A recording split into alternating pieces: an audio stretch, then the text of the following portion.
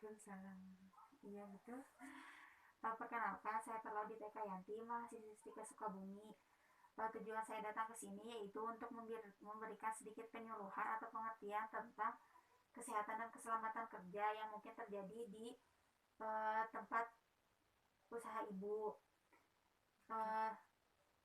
Penyuluhannya akan berlangsung sekitar 10-15 menit. Apakah ibu bersedia? Kalau begitu kita mulai ya bu ya. Yang pertama kita mulai dari kesehatan kerja.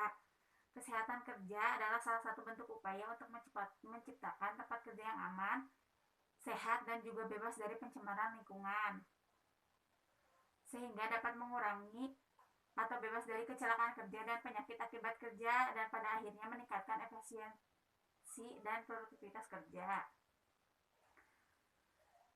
Ini penyakit akibat kerja adalah gangguan kesehatan baik jasmani maupun rohani yang ditimbulkan atau dipaparkan oleh aktivitas kerja atau kondisi lain yang berhubungan dengan pekerjaan. Ini adalah bentuk atau contoh dari penyakit akibat kerja yang mungkin terjadi di tempat kerja ibu adalah silikosis atau terkena paparan debu silika. Penyakit akibat kerja sering terjadi karena kurangnya kesadaran pekerja dan kualitas keterampilan pekerja yang kurang memadai. Banyak pekerja yang meremehkan resiko kerja sehingga tidak menggunakan alat-alat pengaman walaupun sudah tersedia. Nah, penyakit akibat kerja yang mungkin terjadi di tempat kerja ibu yaitu salah satunya ISPA, karena dari hasil survei dan kajian kemarin kepada karyawan ibu, sebagian besar mengeluhkan sesak nafas. Apa itu ISPA? ISPA adalah saluran pernafasan akut. Penyakit saluran pernafasan atas atau bawah biasanya menular, yang berkisar penyakit tanpa gejala ataupun bisa dengan gejala ringan, tergantung pada patogen atau faktor lingkungan yang ada di sekitarnya.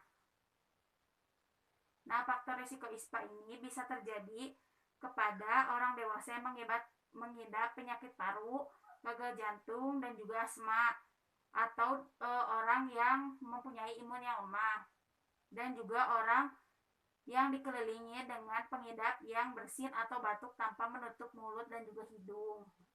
Sampai di sini ibu mengerti. Penyebab yang selanjutnya yaitu ada beberapa mikroorganisme yang menyebabkan ISPA, diantaranya adenovirus yang menyebabkan pilek, bronkitis, dan juga pneumonia. Lalu ada rhinovirus yang dapat menyebabkan pilek, dan juga pneumococcus yang menyebabkan meningitis dan pneumonia. Gejala ISPA itu yang pertama adalah hidung tersumbat dan juga pilek, batuk kering tanpa dahak, demam ringan, nyeri tenggorokan, nyeri kepala ringan, bernapas cepat atau kesulitan bernafas, warna kebiruan pada kulit akibat kurang oksigen, dan yang terakhir yaitu adalah gejala sinusitis seperti wajah terasa nyeri, hidung beringus, dan juga demam. Hidung beringus. Iya.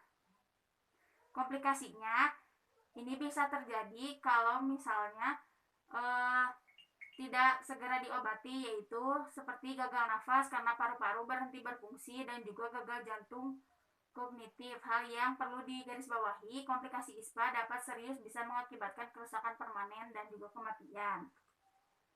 Pengobatan ISPA, obat yang pertama itu ada obat untuk meredakan demam dan nyeri tubuh. Lalu untuk mengatasi hidung berair dan juga tersumbat, mengurangi batuk, mengurangi peradangan dan juga pembengkakan. Untuk selanjutnya pengobatan ISPA disarankan untuk penderita mengunjungi fasilitas kesehatan terdekat seperti puskesmas ataupun klinik kedokteran. Nah, pencegahannya yang harus ibu lakukan di tempat kerja yaitu seperti mencuci tangan secara teratur apabila setelah beraktivitas, menghindari menyentuh wajah, terutama mulut dan hidung pada saat tangannya itu kotor, menghindari juga merokok ataupun berkumpul dengan orang-orang yang merokok, mengkonsumsi makanan kaya serat dan vitamin untuk meningkatkan daya tahan tubuh, menutup mulut dan juga hidung menggunakan tisu apabila bersin dan juga batuk, berolahraga secara teratur. Ada yang ingin ditanyakan, Bu? Kalau merokok, karyawan itu pasti sambil merokok sambil minum. Harusnya jangan di Cara memberitahukannya dikasih supaya mereka tidak tersinggung. dikasih pengertian dulu, misalnya kenapa harus dikasih tempat ngerokok khusus, jadi jangan di tempat umum, jadi tidak mencemari lingkungan yang lain, jadi tidak mengakibatkan yang tidak merokok menghirup asap rokoknya. Jadi disediakan tempat khusus merokok dan juga dibuat tata tertib agar si para pekerja tidak merokok di sembarangan tempat.